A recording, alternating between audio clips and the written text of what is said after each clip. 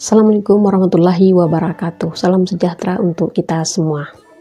Kali ini saya membawa cerita dari ranah Minang tentang dua singa betina. Tentu ini erat kaitannya dengan pergerakan. Sebagaimana kita ketahui bahwa di Minangkabau itu banyak lahir para tokoh-tokoh pergerakan. Sebut saja misalnya ada Hatta, Hamka, Nasir, Agus Salim, Sultan Syahrir, Tan Malaka, Muhammad Yamin, dan seterusnya.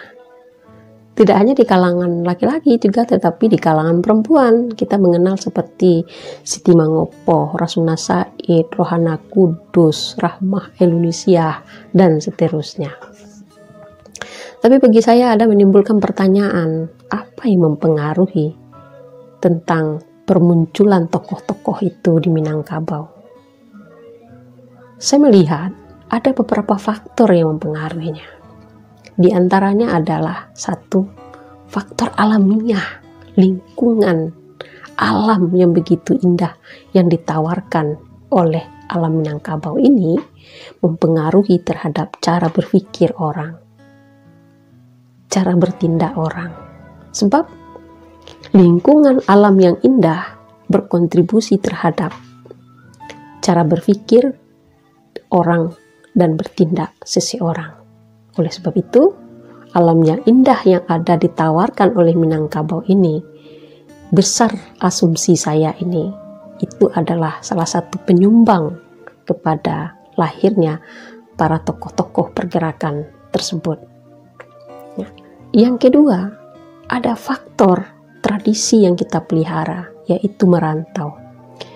Tradisi merantau itu agaknya adalah sebagai motivasi, sebagai secara tidak tertulis untuk menyuruh anak negeri mencari ilmu pengetahuan, mencari kemapanan diri, keluar daripada kampung halamannya.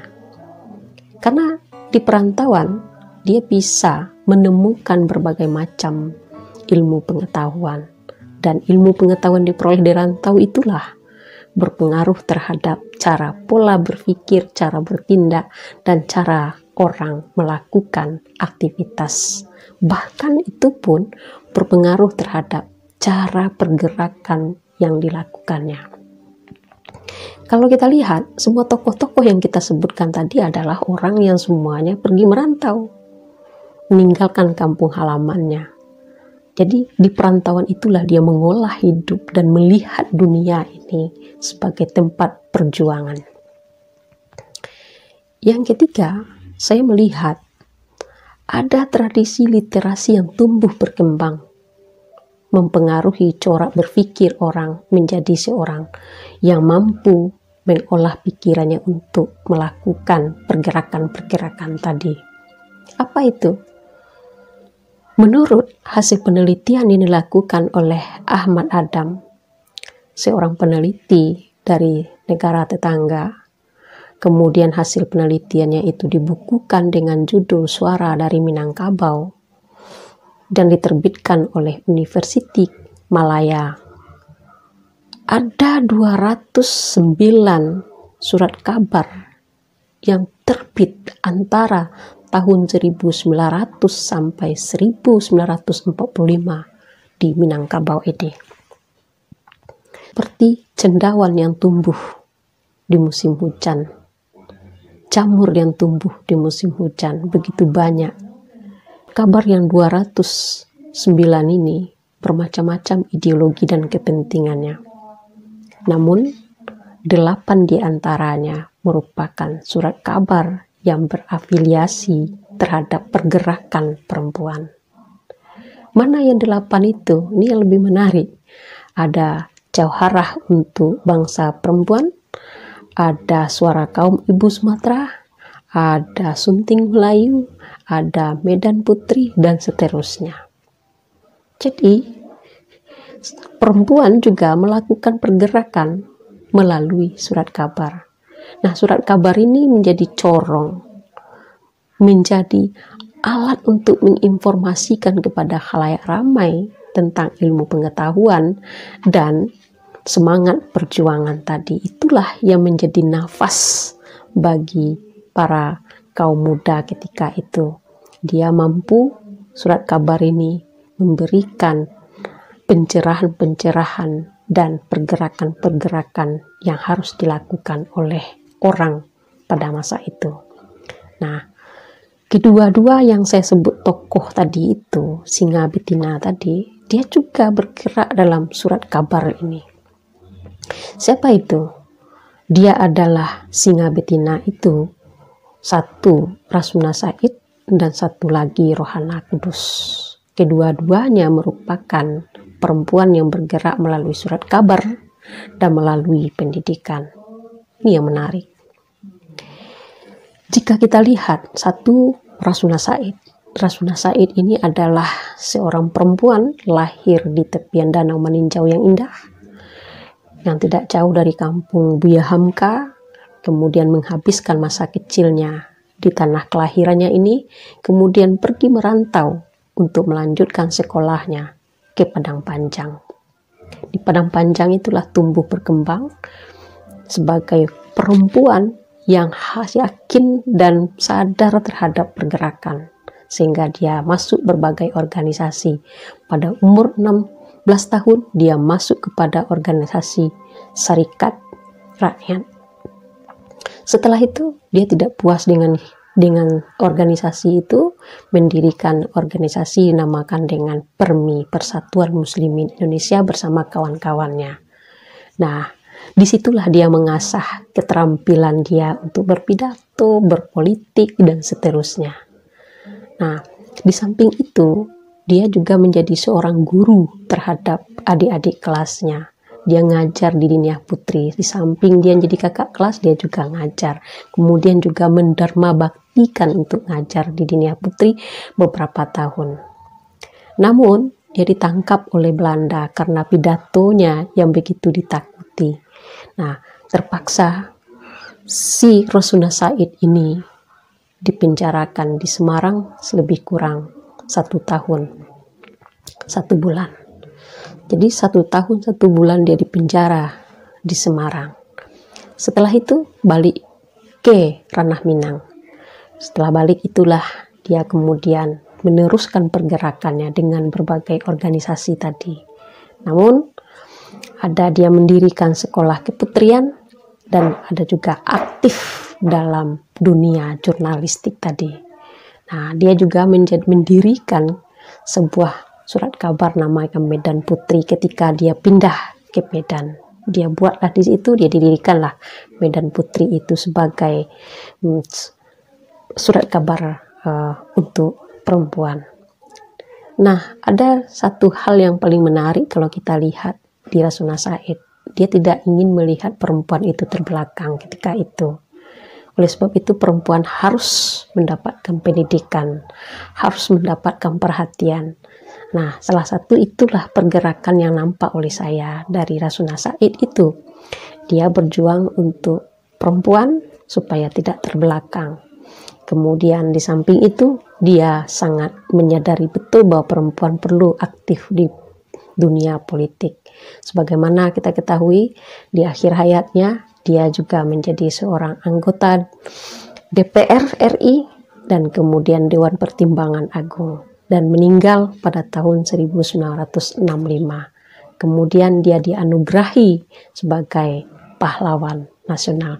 Namanya diabadikan di jalan-jalan protokol. Bahkan di Jakarta kita dapat menemukan nama beliau dipakai untuk nama jalan. Itulah satu Singa Betina dari Ranah Minang. Yang kedua adalah Rohana Kudus. Rohana Kudus bagaimana kita ketahui lahir di sebuah nagari yang indah, Koto Gadang. Di Koto Gadang itu kalau kita lihat sampai sekarang, Koto Gadang, saya melihat Koto Gadang itu adalah kota besar. Berarti pada masa lalu itu sebuah nagari yang maju. Ya, memang benar. Di Koto Gadang itu banyak lahir para tokoh-tokoh. Sebut saja Agus Salim misalnya, dia lahir di Koto Gadang itu.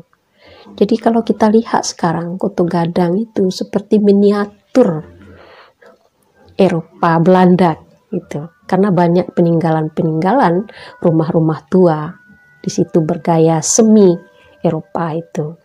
Jadi Kota Gadang itu menurut saya adalah kota besar, kota yang maju pada masa lalunya. Disitulah Rohana Kudus dilahirkan. Dia dijaga Kota Gadang itu, dari Kota Gadang itu lihat alamnya sangat indah. Ada 2 gunung Merapi dan ada Gunung Singgalang. Indah sekali, hamparan sawah yang begitu luas. Jadi di alam yang indah inilah lahir Rohana Kudus tadi. Rohana Kudus tidak pernah mengecam pendidikan formal, dia otodidak.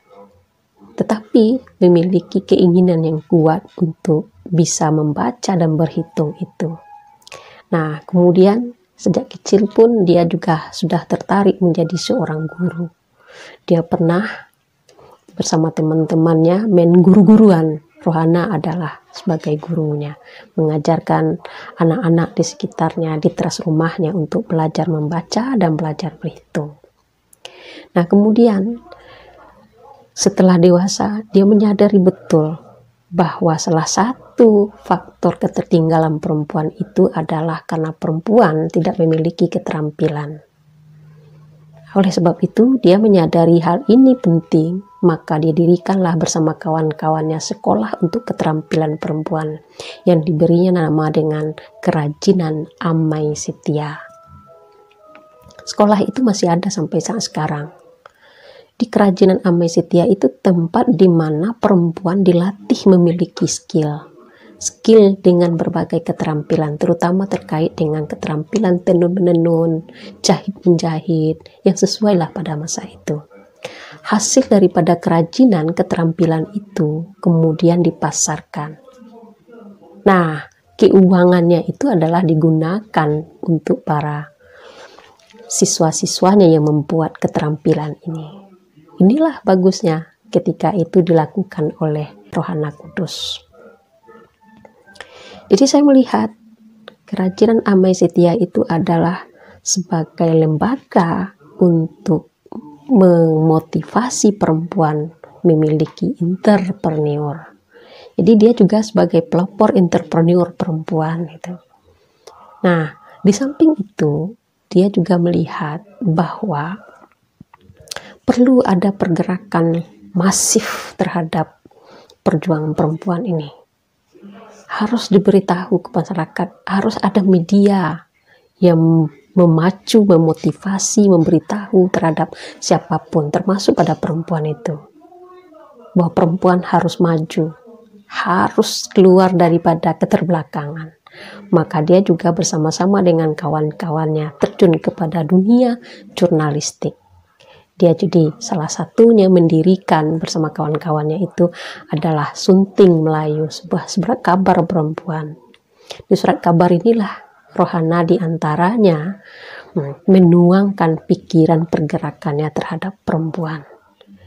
Nah, karena oleh sebab itu, ketertarikan terjunnya Rohana Kudus dalam jurnalistik ini, maka pada tahun 1974 dia diberi penghargaan oleh pemerintahan Provinsi Sumatera Barat sebagai wartawan pertama, wartawati pertama, wartawan perempuan pertama di negeri ini. Kemudian pada tahun 2019 Rohana Kudus akhirnya mendapatkan gelar pahlawan nasional. Jadi ada 2 perempuan di Minangkabau mendapatkan gelar pahlawan nasional itu. Pertama adalah Rasuna Said, yang kedua adalah Rohana Kudus. Nah, itulah segelintir cerita daripada singa betina dari ranah Minangkabau ini. Insya Allah dalam waktu yang lain bisa kita bercerita lagi tentang lebih jauh tentang Rohana Kudus dan Rasuna Said ini.